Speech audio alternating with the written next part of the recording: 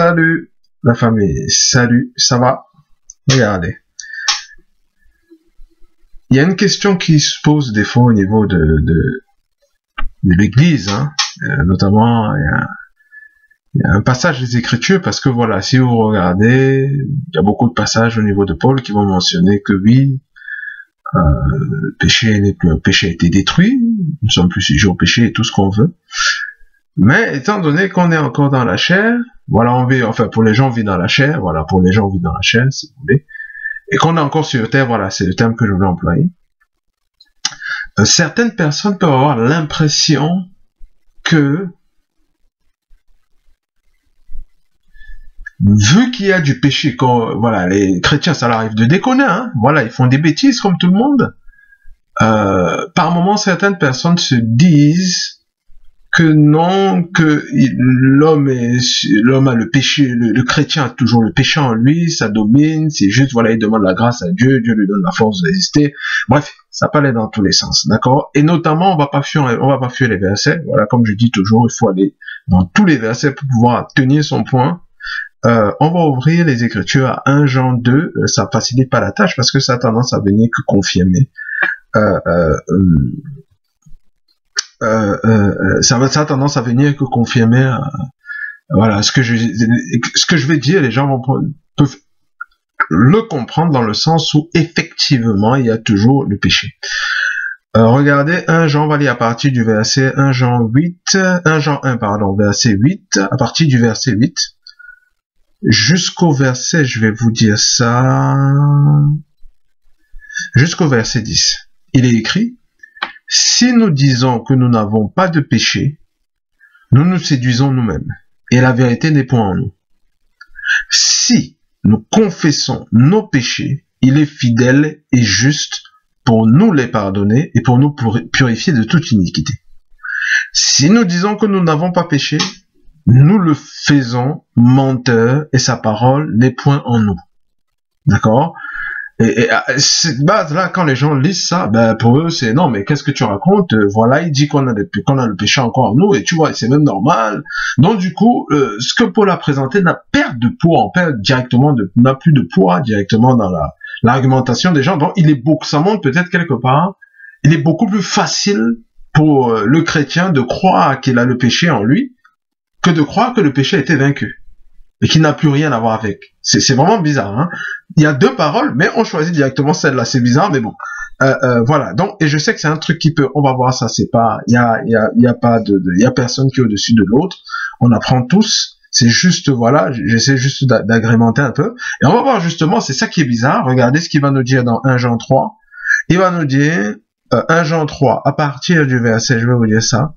Verset 4, il dit: quiconque pêche transgresse la loi, et le péché est la transgression de la loi. Or, vous le savez, Jésus apparut pour ôter les péchés, et il n'y a point de péché. Il n'y a point en lui de péché. Quiconque demeure en lui ne pêche point. Attends, mais si tu me dis je pêche point, c'est que je me dis j'ai pas péché. On est en Christ. Quiconque pêche ne l'a pas vu et ne l'a pas connu. Petits enfants, que personne ne vous séduise, celui qui pratique la justice est juste, comme lui-même est juste. Celui qui pêche est du diable, car le diable pêche dès le commandement. Le Fils de Dieu apparut afin de détruire les œuvres du diable. Verset 9.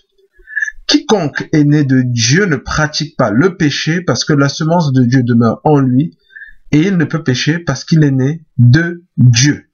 Et verset 10, il dit, c'est par là que se font reconnaître les enfants de Dieu et les enfants du diable. Quiconque ne pratique pas la justice n'est pas de Dieu, non plus que celui qui n'aime pas son frère. Bon, allez, ça c'est le verset 10, c'est en bonus. D'accord? Aimez votre frère. Qu'est-ce qu'il nous dit? Celui qui est né de Dieu, il n'a pas la semence du péché, parce qu'il n'y a pas de péché en Dieu. D'accord? Et les chrétiens sont nés de Dieu. Ça, on va pas aller, voilà. Mais comment ça se fait? On nous dit aussi qu'on a le péché dans 1 Jean 8. Non. Il faut comprendre le contexte dans lequel Jean est en train d'écrire. D'accord? Dans 1 Jean 1, verset 8, là où il dit, voilà, si nous disons que nous n'avons pas de péché, ou si nous disons que nous n'avons pas péché, nous nous séduisons. Il est vraiment dans le cadre de la prédication de l'évangile. Il présente des points. Si vous lisez la lettre, vous allez comprendre. C'est vraiment une prédication qu'il est en train de faire. Pour donner un exemple, vous pouvez avoir des gens que vous allez croiser, vont vous dire que non. que moi, je suis saint, je me sens coupable de rien, je n'ai pas péché, je suis pur, voilà, et tout, machin, machin. Et là, justement, c'est vraiment, c'est de la narration, c'est vraiment une présentation de doctrine. Non. Si nous disons que nous n'avons pas péché ou que nous n'avons pas de péché, nous faisons Dieu menteur. D'accord? C'est pour ça que Jésus est mort à la croix. C'est parce que, justement, nous sommes, c'est un présent de narration, on peut dire, c'est parce qu'à la base, nous sommes pécheurs.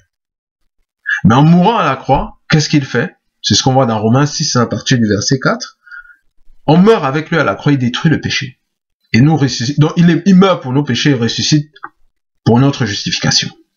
Tout simplement, donc c'est vraiment ce qui s'est passé là. C'est juste un présent pour dire, voilà, à la personne, par exemple, quelqu'un qui va dire, parce que justement, il y avait des gens qui disaient qu'eux, ils étaient saints et tout, et il fait comprendre, Jean fait comprendre que non, on peut pas dire que voilà, si nous disons que nous n'avons pas péché ou que nous n'avons pas de péché, nous faisons Dieu menteur. Mais si nous disons que, mais si quelque part, voilà, si nous reconnaissons, je crois qu'il y a, voilà, dans le je vais vous dire que, voilà, verset 9, si nous confessons nos péchés, il est fidèle et juste pour nous les pardonner et pour nous purifier de toute iniquité. D'accord? Donc, c'est vraiment la prédication de l'évangile. Donc voilà, quelqu'un qui dit ça, non, non, non, non, non, non. Mais par contre, si nous confessons nos péchés, il nous pardonne. Et en fait, c'est là la nouvelle naissance. Voilà, quand il nous pardonne, on se réconcilie avec le Seigneur. Voilà, quand on se repense, on change de direction, on se réconcilie avec le Seigneur. Et nous sommes une nouvelle créature sans péché, tout simplement. Voilà, donc parce que le péché a été détruit à la croix. Romains 6, verset 4, voilà. Donc c'est vraiment ce que ça veut dire dans le passage. Le passage, il n'est pas en train de dire que les chrétiens ont le péché en eux. Non. Il est dans la présentation, si je peux appeler ça, du théorème ou de la doctrine. Voilà, j'espère que ça vous a fait du bien. Portez-vous bien, à la prochaine. Ciao, ciao.